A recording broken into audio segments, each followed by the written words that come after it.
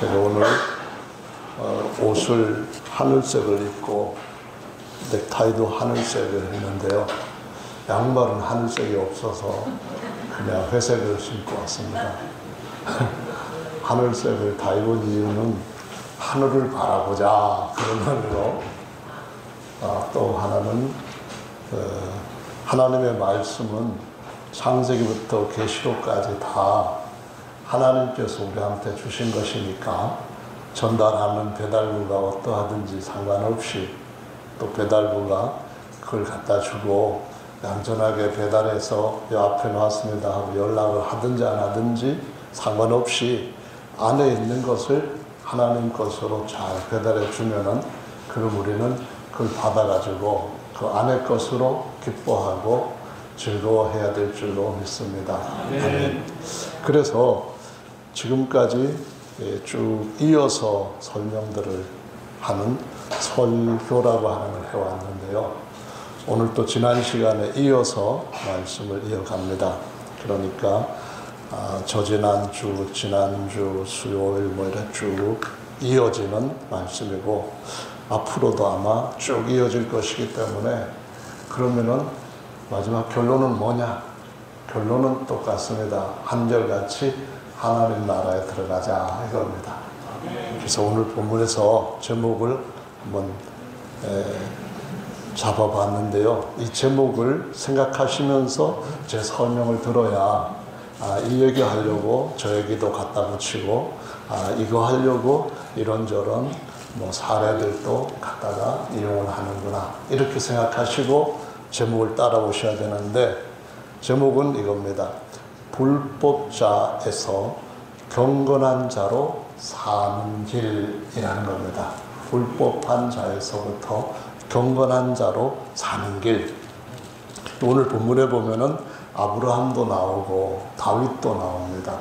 그래서 아브라함이 이름이 사실상 지난 시간에 세 가지 이름을 가지고 있는데 하나는 사실상 누구의 아버지다 하는 생물학적 아버지라는 아브라고 하는 이름입니다. 그것은 명칭이라고도 할 수 있고요.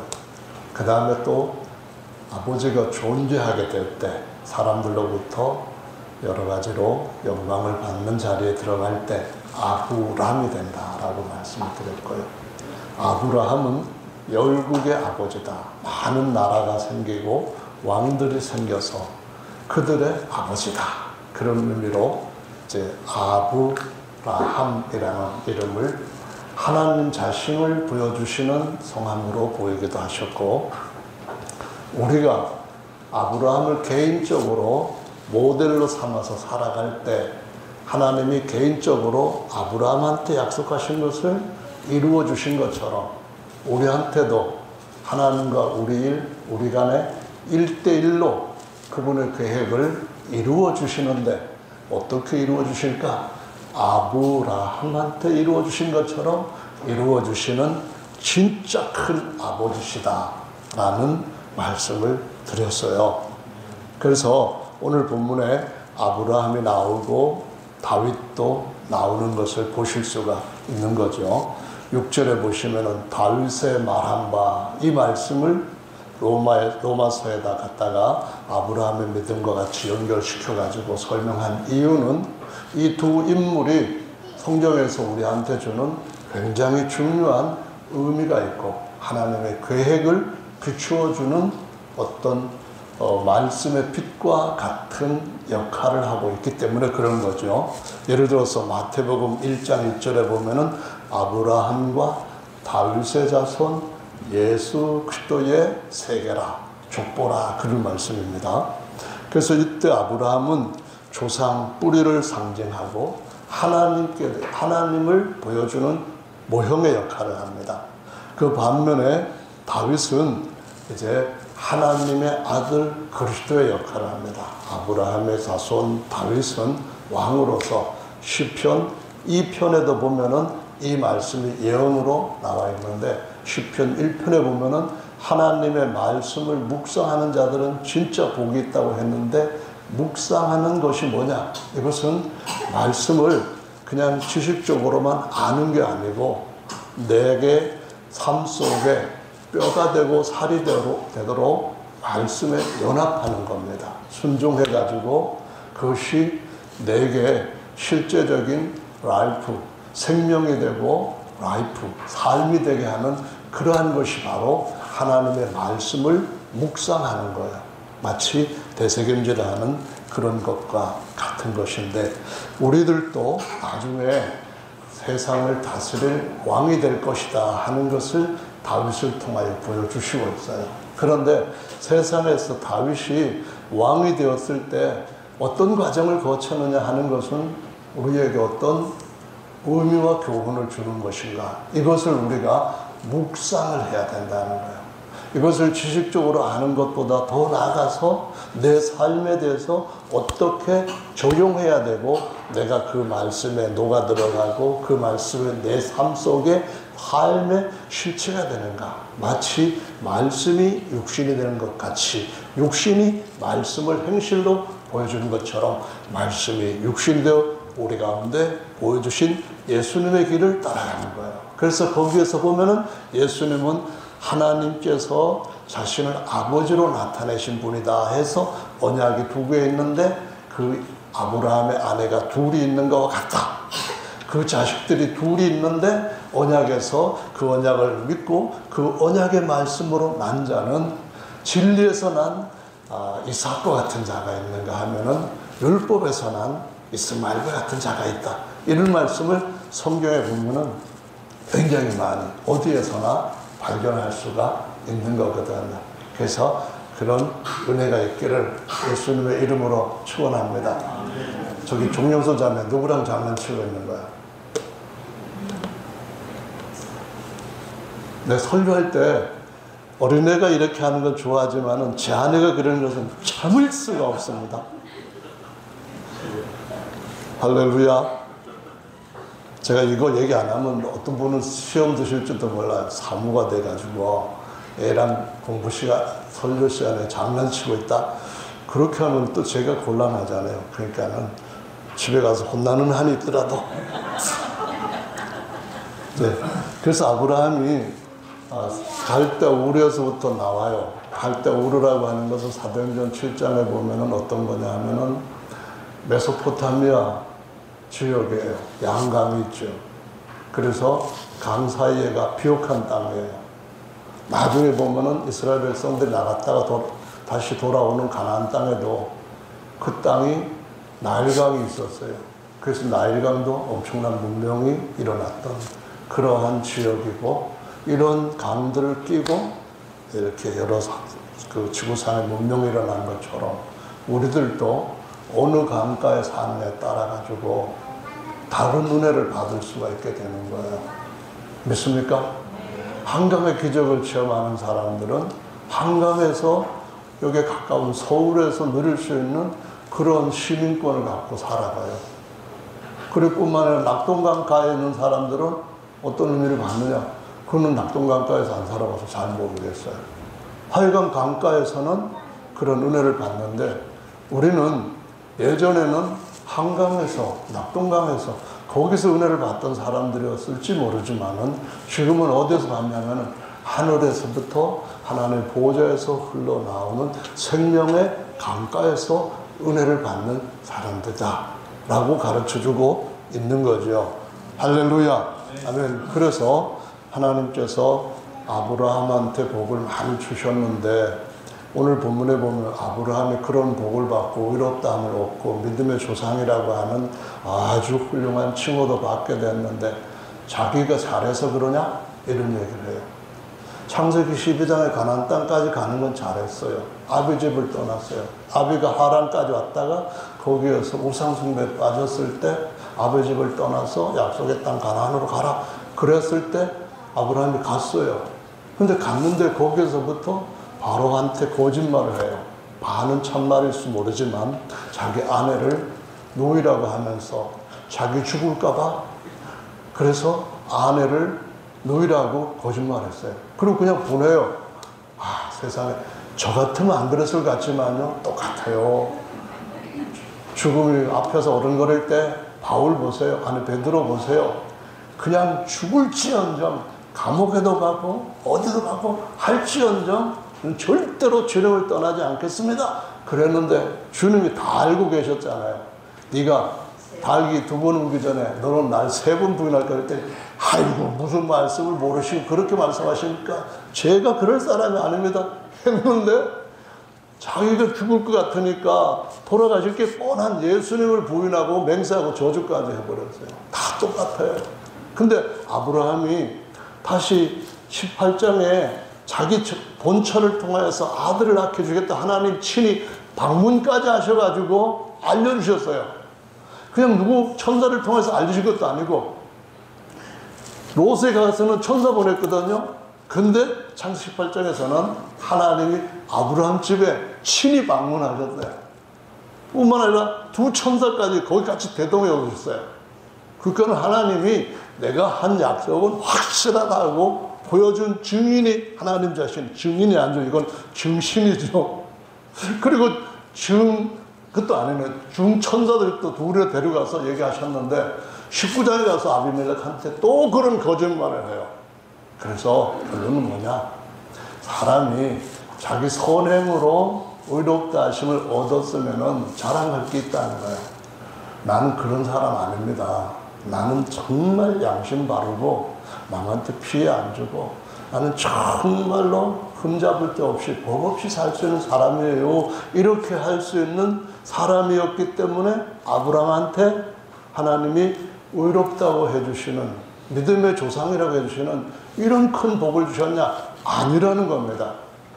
아브라함 그랬는데도 불구하고 아닌 것도 물론이고 누구나 다 하나님 앞에서는 자기 의로움으로 죄를 벗어버릴 수는 없다는 거예요.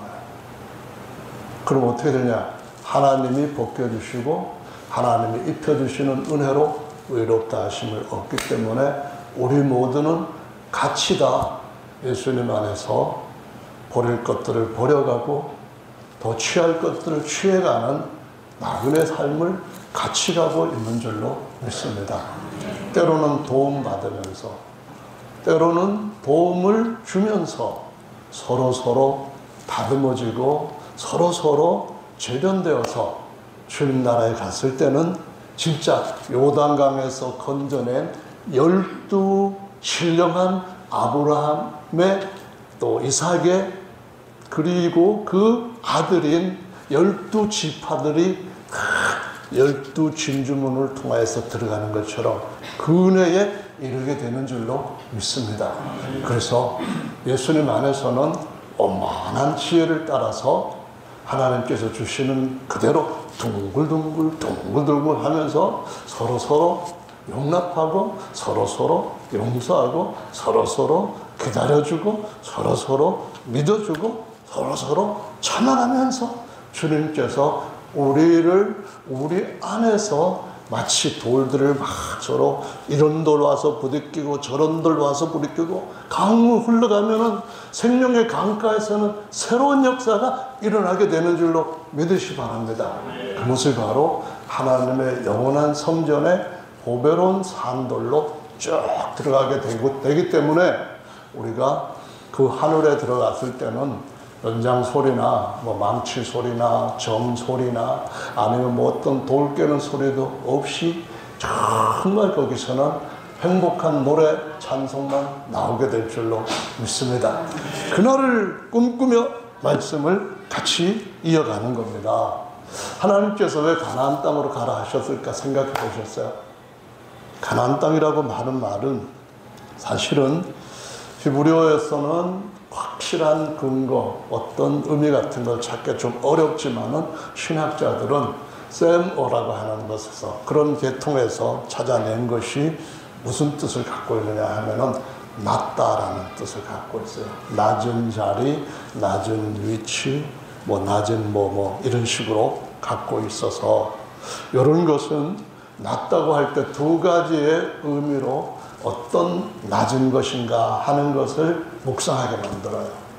하나 낮다 할 때는 어떤가 하면은 내 스스로가 인간적으로만 생각하면서 인간적으로 사람들과 비교하면서 내 의의 기준을 가지고 살아갈 때 나는 왜 이렇게 가진 것이 없고 못난 것이 많고 부족한 것이 참 너무 심하고 뭐 이런 식으로 해가지고 자기 자신에 대해서 하나님께서 우리한테 고유 시리얼 번호, 그러니까 우리를 지으실 때 사방에다가 너는 지구상의 82억 뿐만 아니라 지금까지 살아왔던 수십억 그 많은 사람들보다도 더 낫거나 더 못한 그러한 존재가 아니라 너대로의 내 형상으로 지음받은 존재다 해가지고 손금 봐라 그러기도 하시고 눈을 봐라 홍채에도 다 다르게 나타났다 그런 얘기도 하시고 또 심지어는 뭐라는가 하면은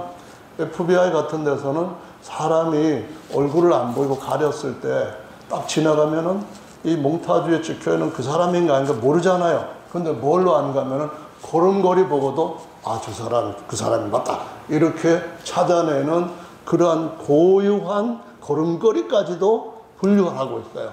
그래서 아마도 여러분이 제가 걷는 걸음하고 여러분이 걷는 걸음하고 조금 다를 거예요.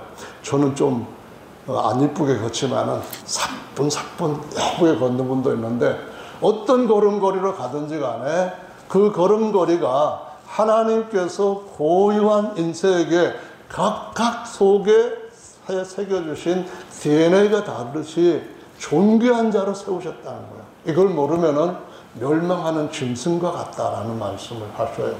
그래서 낫다라고 할 때 하나님께서 우리를 보시고 너 아무것도 아니네 그런 말씀이 아니고 하나님께서 보시는 시각이 어떤 것인지를 처음에 좋은 것, 더 좋은 것, 가장 좋은 것, 그 하나님의 기준을 계속 우리 가운데 업그레이드 가면서 더 좋은, 완전히 좋은 하나님을 향하여서 자라가는 과정으로 살아가는 우리 모두가 되어야 될 줄로 믿습니다. 그래서 낮은 것이 자기가 그냥 자기를 그냥 비하시켜가지고 사람들한테 비교해서 나는 그냥 웅크리고 아무것도 할 수 없는 그런 사람이 아니고 예수님께서 나를 지으시고 나를 지금 새롭게 창조하고 속사람을 다시 태어나게 하신 그 자리에서 보고 당당하게 그 모습을 따라 살아가야 되고 옛사람을 쫓아가는 삶을 자꾸 끊어가야 되는 줄로 믿으시기를 바랍니다.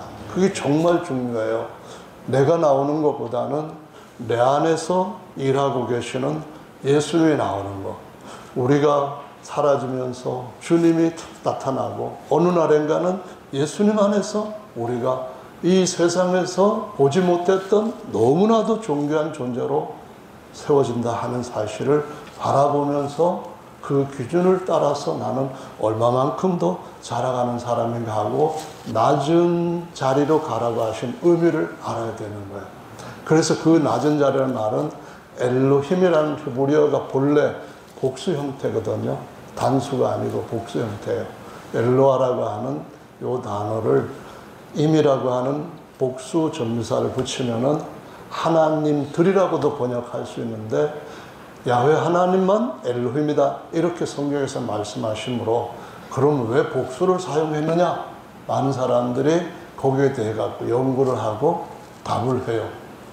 근데 그 이유는 뭐냐면 하나님이 아까 여기 찬송할 때처럼 성부, 성자, 성신 그거 아니고요. 하나님이 모든 것에 충만함 이런 의미를 갖고 있어서 모든 것이 하나님께로부터 나왔고 모든 것이 하나님께로 간다 해서 하나님이 모든 것의 근원이 되시고 하나님이 모든 것의 질서가 되시고 하나님께서 모든 것들을 그분의 것으로 가득하게 하려고 하시는 의도를 보여주기 때문에 장엄의 복수, 충만의 복수 그런 의미로서 열받았나 봐요. 여름철이 가야지만 이런 일이 없어질 것 같은데요. 그냥 제 목소리 듣기죠? 네, 만지는 대로 계속 하겠습니다. 그래서 하나님께서 그 놀라우신 분을 우리가 어느 인생 과정에서 만나게 되었을 때 바로 만나게 되면은 욥처럼 고백이 나온대요.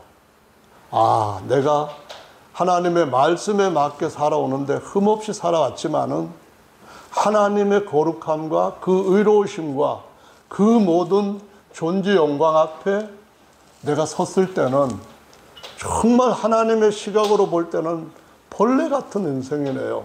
티끌 같아요. 그렇게 하는 것이 바로 하나님과 나 사이의 관계에서 낮아지는 거예요. 겸손해지는 거예요. 어떤 의미에서는 그것이 하나님 앞에 미천하고 비천한 존재다라고 진실하게 느껴지는 거죠. 내 삶이 변화될 수 있도록 느껴지는, 낮춰지는 것. 그것이 오늘날도 믿음의 자손인 우리가 가야 하는 저 땅에, 가나안 땅에 들어가는 그것이 아니고, 하나님께서 우리에게 이 신령한 땅이라고 하는 이 속에 이루시고자 하시는 목적과 일하심이 있다라는 말씀이에요. 우리를 낮추시는 것. 그 의미가 단지 하나님이 자신을 높이기 위한 것이 아니라 우리가 하나님으로부터 낮아질 때에 하나님의 그 무한한 모든 복들이 우리 밑으로 계속해서 채워지는 은혜가 있기 때문에, 그래서 하나님께서 물이 밑으로 흐른다. 모든 것 위에 하늘의 보좌에서부터 하나님께서 주시는 신령한 생수가 흘러서 그 생수를 받을 수 있는 많은 사람들이 각자 다른 분량만큼 그 그릇에 저장할 수 있게 되는데, 누가 가장 많이 저장할 수 있을 것이냐? 그것은 주님은 자신의 모든 것을 비우시고 낮고 천하고 욕먹고 아주 멸시당하고 무시당하고 그런 형상으로 우리 앞에 보여주셨던 것처럼, 큰 자가 낮은 자이다, 낮은 자가 장차 큰 자가 될 자다라고 가르쳐준 굉장히 중요한 교훈이 있고, 이 교훈은 우리가 묵상을 통하여서 우리의 삶이 되고 우리의 살과 뼈가 될 때 우리의 살과 뼈가 신령한 몸으로, 신령한 땅으로 변화되는 은혜가 임하는 줄로 믿으시기를 예수님의 이름으로 축원합니다. 할렐루야. 그래서 위키백과에서는 이 가나안 땅에 대해 가지고 원래 그 히브리적 어근은 낮다라는 것인데, 이런 낮다, 저지대라고 하는 것과 반대로 또 다른 고지대란 어근에서 나온 말이 있는데 아람이라고 하는 거예요.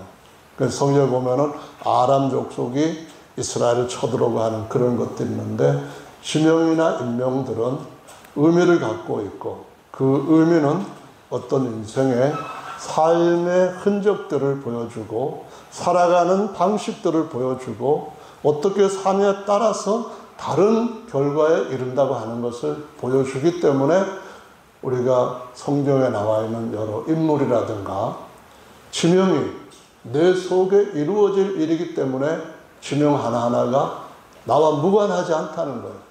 내 신앙과 상관이 있다는 그런 말씀이에요. 켜졌어요. 알아. 그래서 우리가 주님 앞에서 가나안 땅으로 가라 할 때 그냥 그쪽 성지로 간다고 해가지고 가는 게 아니죠. 그러면 가나안 땅으로 가라는 말씀을 우리가 어떻게 순종할 수 있나요? 낮은 곳으로 주님께서 나를 높일수록 주님 앞에서 자신이 보여주셨던 모습을 따라 그 자리에 옮겨가는 거죠. 그것이 바로 어떤 한 사람에게 주어지는 그런 약속이 아니라 아브라함의 자손이면 누구에게나 다 주어지는 약속이고, 또 누구나 다 걸어가야 할 동일한 길이라는 거죠. 오늘 찬송에 보면은 그 길이 좁다고 했어요. 그러나 많은 사람이 가지 않는다 할지라도 그 길이 달라지지는 않아요. 이전 사람이 갔던 그 길을 우리들도 가고 있고, 특별히 하나님께서 자기 자신을 낮은 천한 종의 형상을 입고 오셔서 실제로 보여주심으로 우리가 갈 길이 어떤 것인가 하는 것을 인생 땅에다가 새겨 놓으신 거예요. 그 길을 저와 여러분들이 가고 있는 줄로 믿습니다. 아멘. 갈릴리라고 하는 땅은요, 실제로 거기에 특별히 땅만 아니라, 낮은 땅이라는 것, 땅만 아니라 거기에 흐르는 요단강이 어떤 의미를 주고 있다는 것을 볼 수가 있어요. 지난 시간인가 그 이전에 요단강에 가서 7번 몸을 씻으라 엘리사가 아람에서 그 가장 큰 장군 나만한테 지시하셨던 문둥병과 죄와 연관되었던 이런 말씀에서 요단강에 주는 의미가 뭔가. 그래서 이스라엘 땅 다른 강에 가서 씻어도 되는 게 아니고 요단강에 가 씻어야 되는 이유가 뭔가를 설명을 드렸어요. 기억을 하시면서 요단강이 우리한테 주는 의미가 무엇인지를 또 한 번 묵상을 해보셔요. 요단강 줄기가 쭉 흐르고 있어요. 흐르고 있는데 어느 시점에 어느 시점에 이르면은 거기에는 바다 하나가 생겨요. 그 바다가 바로 갈릴리 바다예요.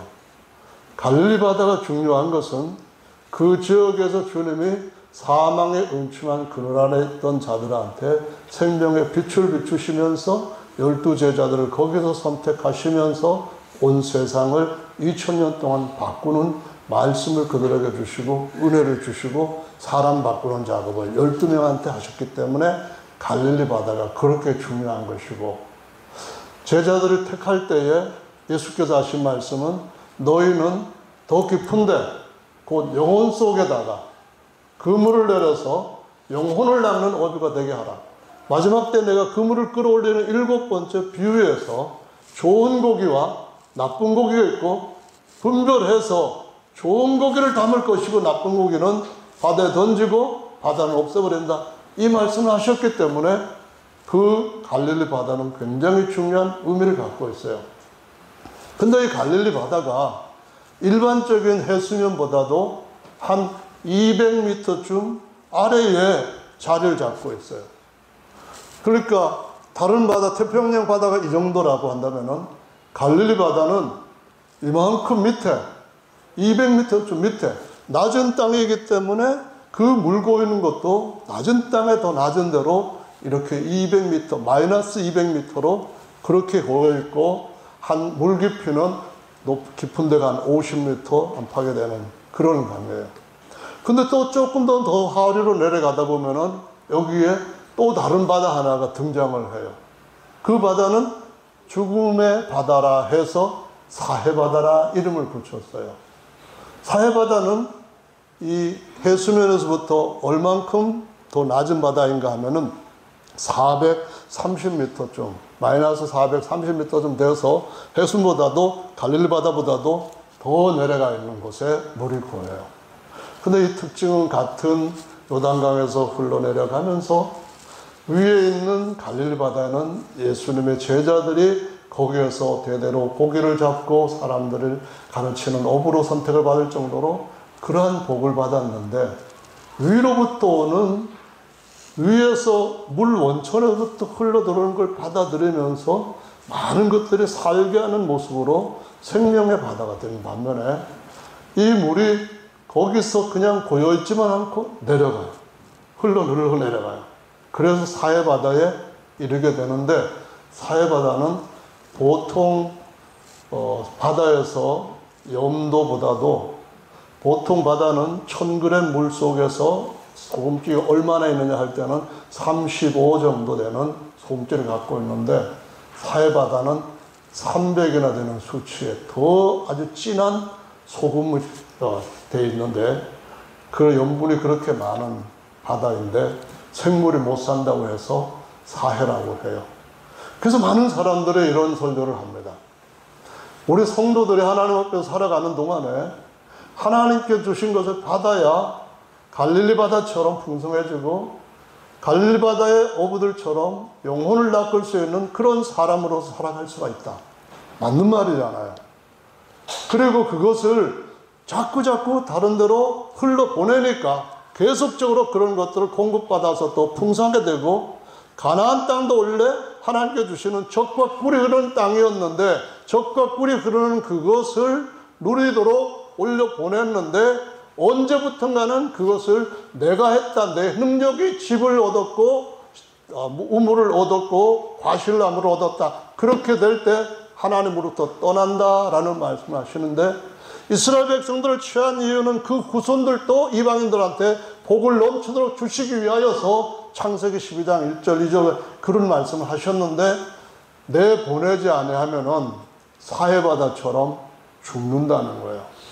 남한테 주질 않고 사회바다는 놀랍게도 물을 위에서부터 많은 양을 계속 공급받는데 수입은 되는데 나가는 데가 없어요. 아주 적은 양이 지중해 쪽으로 빠져나가는데 미미한 양이에요. 나머지는 지하수로 계속 빠져나가기도 하고 증발하기도 하면서 계속 그러다 보니까 죽어있는 바다가 됐어요.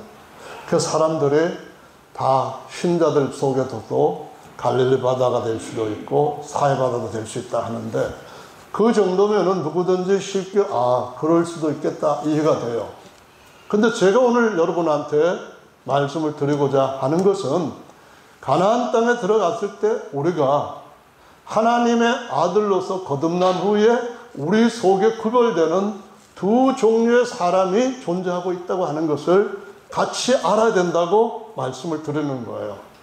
같이 알아야 되는 것이 뭐냐 하면은 바로 사도 바울같이 뛰어난 사도도 자기 자신이 속 사람으로서는 하나님의 아들로 엄청난 은사를 나타내고 수많은 지역에 가서 고기를 낚기 위해서 그물을 던지고 낚시를 해가지고 많은 사람들이 구원을 받고 교회가 세워져요. 1차, 2차, 3차 전도여행으로 끝나질 않고 네로에게까지 가서 하나님의 말씀을 증거하겠다고 한 거예요. 가이사에게 가겠다 그 얘기를 한 것은 복음 전하겠다는 거예요. 예수님 전하겠다고 하는 거예요. 그러면서 장렬하게 순교를 당하잖아요. 그런데 바울이 그 말만 하는 것이 아니고 자기 속에 자기 속 곧 자기 육체 겉사람에 탄식할 수밖에 없는 것이 또 있다라고 얘기를 해요. 나는 정말 공고해서 정말 못 견디겠구나 그런 말을 하면서 누가 나를 이 사망의 몸에서 건져줄 거라고 탄식을 해요. 그러면은 사도 바울이 뭐 때문에 그런 탄식을 하는지를 이해를 해야 되는 거예요. 어떻게 하면 거기서부터 해방되는지를 거기서 배워야 되는 거예요. 어떻게 해서? 뭐 때문에 그렇게 하죠? 우리 육체는 정말 더 낮아지고 우리 육체 겉사람은 정말 더 하나님 앞에 완전히 사라지고 완전히 하늘로부터는 새 것으로 바뀌어지는 그와 같은 자리에까지 우리 자신을 낮추는 삶을 살아갈 때 거기에서부터 주님께서 오시는 그날에는 우리의 모든 것들이 완벽하게 마다들 같은 형상, 마다들 같은 충만함으로 만주를 충만케 하는 자리에 들어가게 될 줄로 믿으시길 바랍니다. 사해바다 안 주니까 아무것도 살지 못하는 죽음의 바다다. 맞는 말이에요. 그거는 구약에서도 알 수 있는 말이에요. 그러나 죄로부터 해방되고 그리스도와 함께 로마서 6장에서 말한 것처럼 같이 십자가에 죽고 난 뒤에 7장에서 새 언약에서 얻는 지혜와 교훈은 달라져야 되는 거예요. 구약에서는 육신적으로 성공하고 사람들로부터 인정받고 아브라함의 아들이면 되었어요. 하지만 신약에서는 어떤 사람이냐면은 내 속사람이 다시 살아나서 지음받은 영이 아니라 하나님께로부터 태어난 영으로 새로운 자리를 얻게 해주시는 것이고 더 나아가서 내 겉사람까지 옛날 땅을 싹 바꿔버리고 새하늘과 새 땅에 도래해야 되는 것처럼 우리에게도 이 겉사람이 완전히 새로운 신령하고 영화로운 땅으로 바꿔지는 은혜까지 얻어야 된다라고 가르쳐 주시는 거예요. 이거는 누구 한 개인에게만 주어지는 것이 아니라 새 언약을 믿고 물과 성령으로 거듭나서 오순절에 참여해서 살아가는 모든 성도들에게 주님께서 말씀하시는 불침례를 받는 것은 힘들지만 내 자신이 죽는 것은 힘들지만 그러나 그 길이 주께서 열어놓으신 새로운 길이고 유일한 길이다라는 걸 알고 그 길을 가는 거예요. 믿음의 형제들마다 다 힘들게 가잖아요. 그들이 가면서 같이 힘들게 갈 때에 누군가는 생수병으로 조금 우리를 도와줄 수도 있어요. 그건 필요해요. 누군가는 옆에서 부축해주고 짐을 조금은 대신 짊어지고 갈 수 있어요. 그런데 자기도 짐을 지고 가고 자기도 목마른 광야길을 가고 있는 거예요. 그래서 서로 돕는 것은 정말 필요한 거예요. 그러나 가장 궁극적인 것은 반석에서부터 나오는 샘물은 예수도 안에서부터 나오는 생수가 내 속에서 흘러나올 수 있도록 이 겉사람을 깨뜨리는 지혜와 믿음을 가지고 살 때에 우리의 행실이 아니고 우리의 어떤 의로운 선한 어떤 동기나 선한 어떤 순종, 역사 그런 것이 아닌 하나님께서 우리에게 주시는 은혜가 정말 영원토록 마르지 않는 그러한 복으로 우리 앞에 다가오게 되는 줄로 믿으시기를 바랍니다. 할렐루야.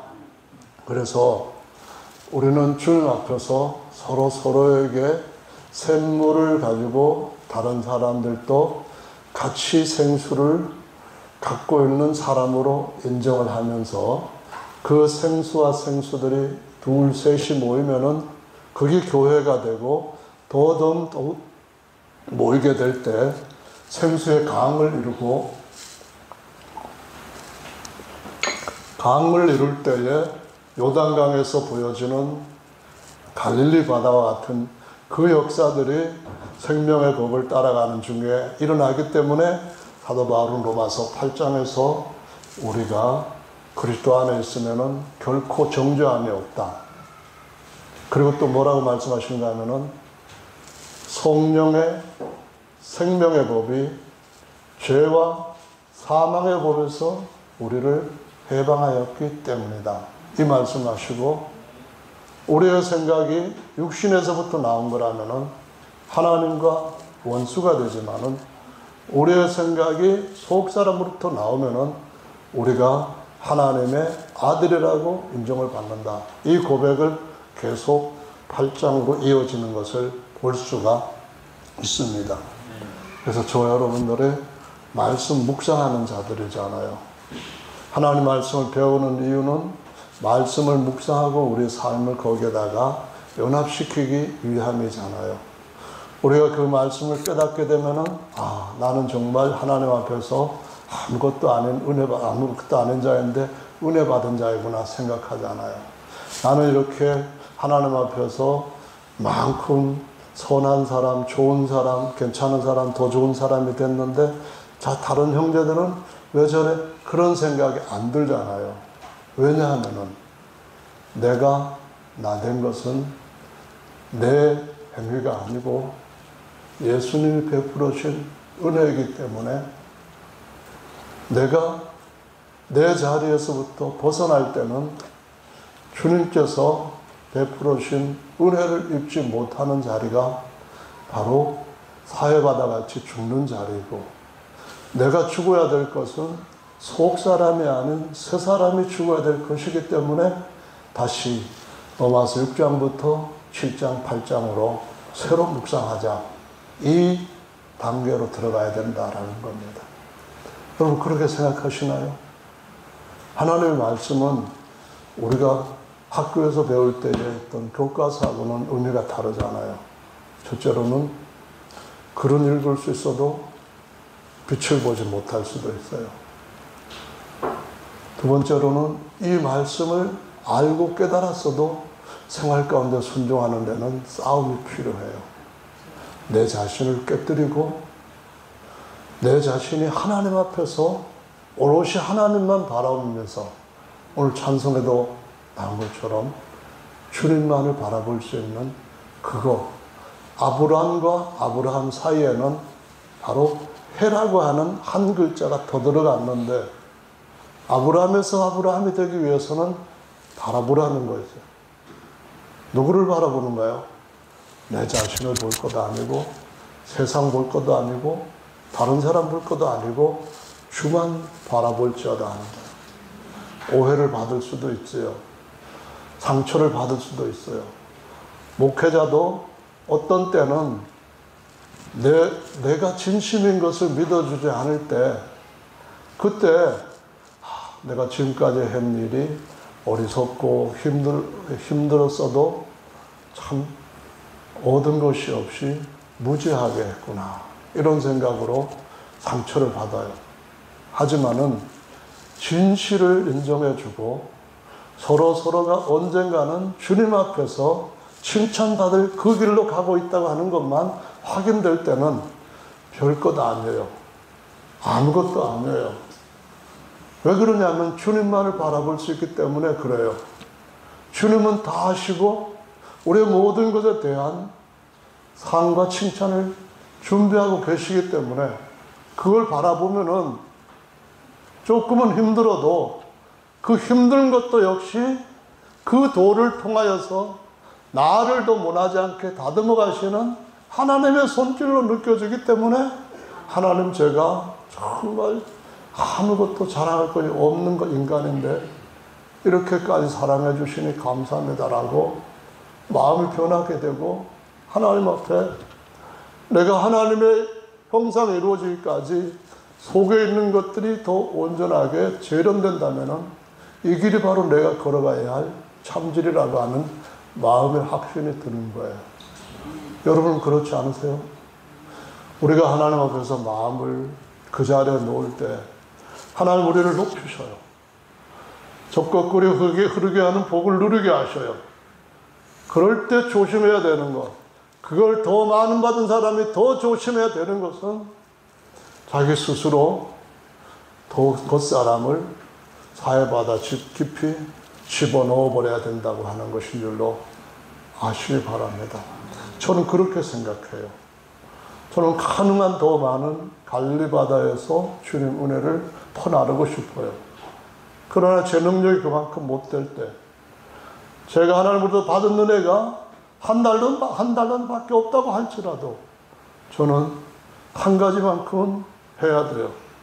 내가 받은 만큼 흘러보내겠다는 거고, 또 한 가지만큼 나는 여전히 내가 장막을 하나님의 장막으로 갈아입을 때까지 다윗의 자손으로 다윗같이 왕 노릇하려고 한다면은, 다윗의 장막이 되었다고 한다면은 나는 내 인생 초막 지고 가는 보잘것없고 약한 인생이니까 남들도 약한 것으로 다 인정하고 초막에 뭐 하나 대단한 것 담을 수 없는 것처럼 내 겉사람이 언젠가는 하나님의 장막으로 되기까지 다윗의 장막을 치우가는 동안에 나는 아브라함의 하나님을 바라보겠다.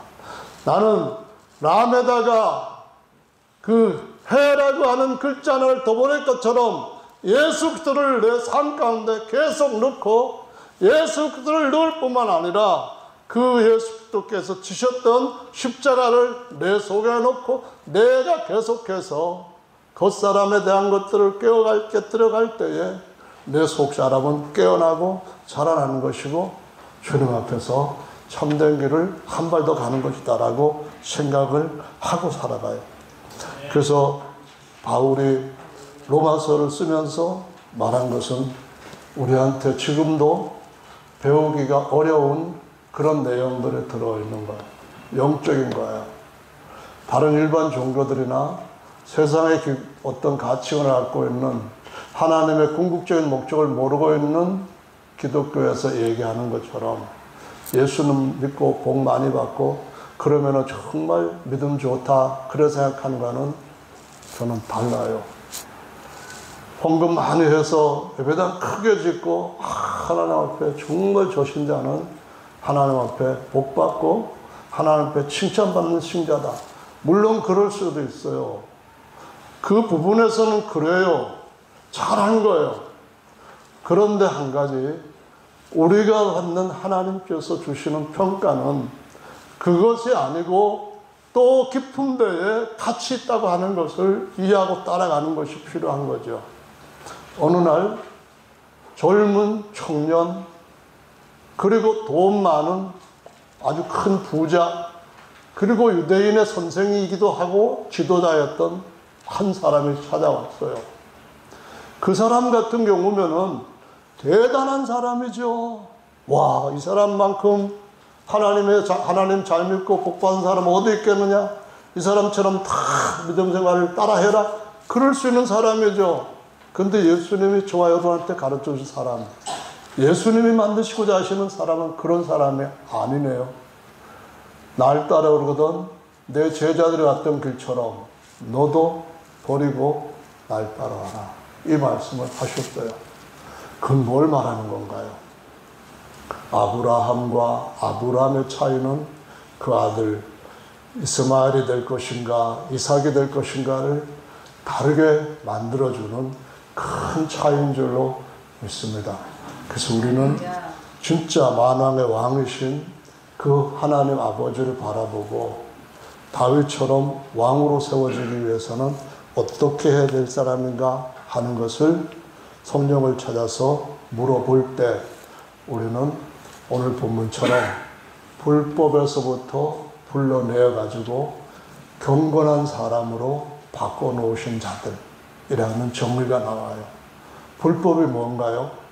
불법이라고 하는 것은 원래 오늘 성경의 말씀에 기록되어 있는 것처럼 아주 그 단어가 갖고 있는 이거 단어를 내가 이거를 잘한다 해서 뭐 영어를 갖다 쓰거나 아니면 원어를 자꾸 얘기하는 그건 아니라는 것을 좀 이해해 주셨으면 돼요. 일반적인 가르침보다도 더 중요하게 성경적이고 세언약적인 가르침 뭔가 이걸 설명하기 위해서 뭐 원어니 뭐 영어니 알지도 못한 사람이 쓰는 건데 여러분 디도서 말씀에 보면 이런 말씀이 있어요. 그가 우리를 대신하여 자신을 주심은 모든 불법에서 우리를 구속하시고 우리를 깨끗하게 하사 선한 일에 열심하는 친백성이 되게 하려 하심이니라 라고 말했거든요. 근데 오늘 본문에 보시면은 다윗이 그런 말을 해요. 7절에 보시면은 불법을 사하심을 받고 그 죄를 가르심을 받는 자는 복이 있고 주께서 그 죄를 인정하지 아니하실 사람의 복이 있도다. 이런 말씀을 하시면서 그 앞에 그 뒤에 하는 말씀은 경건치 않는 그런 자인데도 불구하고 하나님께서 너를 경건한 자로 바꾼 것은 너 자신의 무엇이 아니고 하나님께서 주신 언약에 따라서 은혜를 입은 것이다 라는 말씀을 해요. 선교에서 불법이라고 얘기할 때 히브리서 1장 9절도 이런 말을 해요. 내가 의를 사랑하고 불법을 미워하였으니 그러므로 하나님 곧 너의 하나님이 즐거움의 기름을 내게 부어 내 동료들보다 승하게 하셨도다 라고 말씀하는데 예수 그리스도의 동료가 된 사람들, 같은 종, 같은 급 또는 같은 부류에 속해 있는 그런 동료라는 말은 불법에서부터 불려내 가지고 하나님께서 경건케 한 자들 무리 가운데 들어왔기 때문에 그래서 예수님이야말로 그런 무리들 가운데서 가장 뛰어난 맞이다라고 말씀을 하는 거죠. 히브리서 말씀에도 보시면 이런 말씀이 있어요. 10장 17절에 아까는 1장의 말씀이고 또 저희 죄와 저희 불법을 내가 다시 기억지 아니하리라 하셨으니 이것을 사하셨은즉 다시 죄를 위하여 제사 드릴 것이 없느니라. 여기에도 보시면은 저희 불법 했을 때 우리 모두가 예전에는 불법자들이었어요.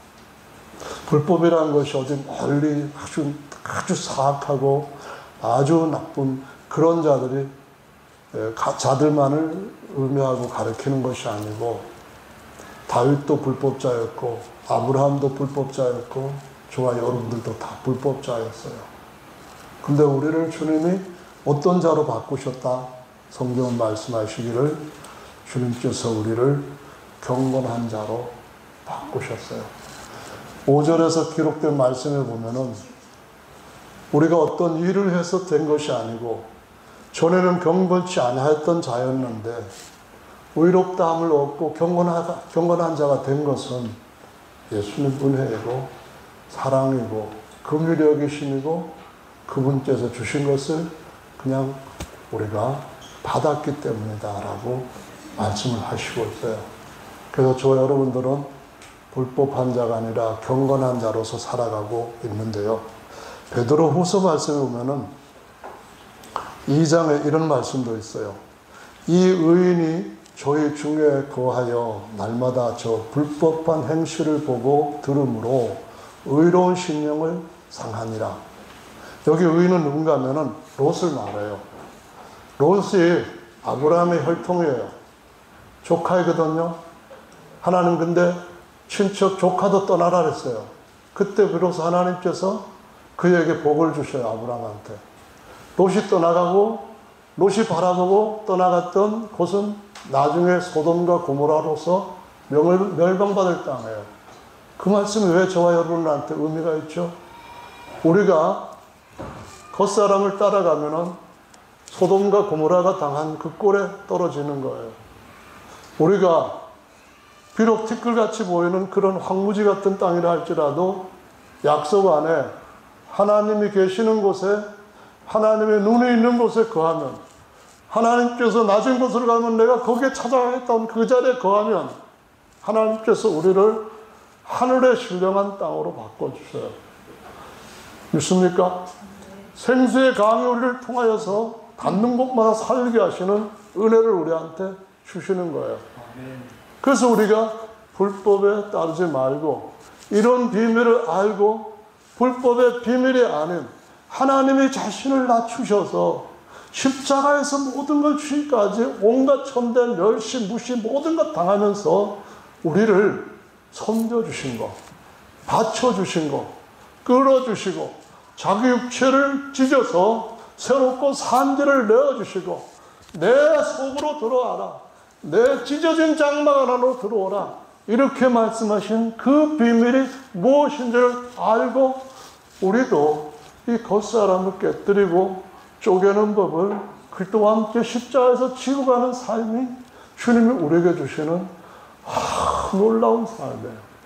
정말 기가 막히는 기적으로 들어가는 삶이라고 말씀을 하시고 있거든요. 저와 여러분들이 그 길을 가면은 참 좋겠죠. 믿습니까? 아멘. 또 뿐만 아니라 그런 말씀도 있어요.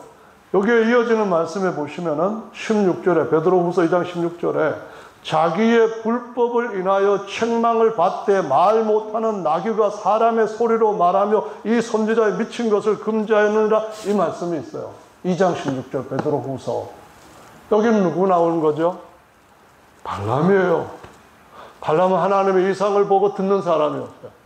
그걸 따라서 입으로 뱉으면 그 입에서 나온 말이 하나도 땅에 떨어지지 않고 군대보다도 능력을 나타낼 수 있는 굉장한 사람이었어요. 근데 발락이 꿰는 거예요. 뭐라고 꿰어요? 내 말대로 이스라엘을 저주해 주면은 내가 내 집에 있는 거 요구한 대로 너한테 주겠다는 거예요. 이게 뭐예요? 하나님의 은혜를 받은 사람이 불법에 들어가기가 더 쉬워요. 저같이 여러분 앞에서 설교하는 사람이 불법에 들어가기 더 쉬워요. 아니 누가 이렇게 발람처럼 권세 있는 사람한테 가서 유혹을 하지 아무것도 없는 사람한테 가서 사단이 유혹하겠어요? 불법에 빠지는 것은 하나님 앞에 은혜를 받았기 때문에 더 높아지려고 하는 것과 더 많은 것을 취하려고 하는 마음이 있기 때문에 비우지 못하고 거기에 마음을 두고 그것에서부터 나오지 못하기 때문에 더 불법의 비밀에 빠지기 쉬운 거예요. 그래서 이 불법의 비밀은 먼저 설교하는 사람 자신한테 해야 되는 거예요. 먼저 불법 비밀에 빠졌던 사람들이 어떤 사람인가 알고, 그래서 이 모든 일에 우리 모두가 예수님 바라봐라. 예수님이 어떤 분이냐? 그는 하나님의 본체이시고 하나님의 모든 충만이요 그분의 형상이요 그분의 모든 걸 물려받은 후사일지라도 다 비우시고 괜찮은 몸 갖고 나오시지 않고 낮고 천한 몸 가지고 나오셔서 그냥 그렇게 해서 우리 죄를 사는 그냥 자연스럽게 편하게 돌아가시는 그런 죽음 당하지 않고 다 짊어지시고 가장 무섭고 고통스럽고 수치스러운 십자가를 통하여서 주셨다. 이게 바로 그 정도로 주님이 하셨다면 우리는 그래도 그 뒤에 발꿈치라도 따라가는 게 주님께서 우리한테 주신 은혜 받은 사람의 모습이 아닐까? 그래서 이 설교를 우리 모두에게 하는 거예요. 여러분 은혜 받으셨습니까? 그럴 때 경건의 비밀로 받았다는 걸 기억하시고 경건한 자들로 사시기를 예수님의 이름으로 축원합니다. 불법이라는 것은 오늘 설교할 내용이 좀 어느 때와 같이, 여느 때와 같이 많은데, 많이 하면 은혜가 안 되잖아요. 마무리를 하려고 해요. 불법이라는 말은 노모스, 노모스라고 하는 의미예요. 다시 말하면은 본래 원어의 의미는 법이 없다, 그런 말이에요. 에베소 2장 11절에서 여러분한테 쭉 설명드렸던 중에 우리가 불법에 있었을 때에 있었던 그런 상태에서 없던 세 가지가 있다는 말씀드렸어요. 첫 번째는 뭐냐 하면은 법이 없다는 거예요. 그게 불법이라는 말의 원래 뜻이에요. 그래서 이거 갖다가 무법자라는 의미로도 써요. 무법자가 마음대로 행동하니까 법에 다 저촉을 받고 죄 짓는다. 그래서 불법이라는 의미로도 쓰여요. 저 여러분한테는 법이 있어요. 마음에 새겨진 신비예요. 돌에 새겨진 법보다 더 뛰어난 법이에요. 내가 주님 앞세우고 내가 이 길을 가고 있는가? 내가 하는 이 일이 예수님이 앞에 가시면서 날 따라와. 팔로가 너잖아. 너도 나한테 팔로 했잖아. 나 앞에 가잖아. 이 길로 가야지. 가운데 가면은 내 앉는 곳에 너도 앉을 거야. 그래서 주님이 우리에게 생명의 성령의 법을 주셨고, 아멘. 그리고 우리 옛사람은 자꾸자꾸 쭈그러지게 하는 그런 법을 주셨는데, 이 민수기에 나와 있는 발람이 한 얘기들을 한번 꼭 읽어보시기 바랍니다. 다음 시간에 이어서 이런 말씀들을 나누려고 해요. 우리 주님께서 저와 여러분한테 모든 사람들이 받을 수 있는 은혜지만 모든 사람이 또 받지도 못하는 그런 은혜를 갖고 주시는 것이란 줄 아시고 받는 자리로 내려가십시다. 더 많이 받는 자리로 내려갑시다. 하나는 양들을 섬기는 겁니다. 나보다도 낮게 여기고 섬기는 자가 큰 자입니다. 크기 때문에 섬기는 거예요. 두 번째로는 나는 점점 그러기 때문에 주님이 복 주시면 더 내려가셔서 나는 없고 주만 있고 찬송만 알고 의미는 모르고가 아니라 찬송과 내가 하나의 삶으로서 살아가는 은혜가 있기를 예수님의 이름으로 축원합니다. 미랄 찬송을 드렸는데 감상하시면서 함께 기도하는 시간 갖겠습니다. 미랄. 이 찬송 가사에 보시면은 이런 그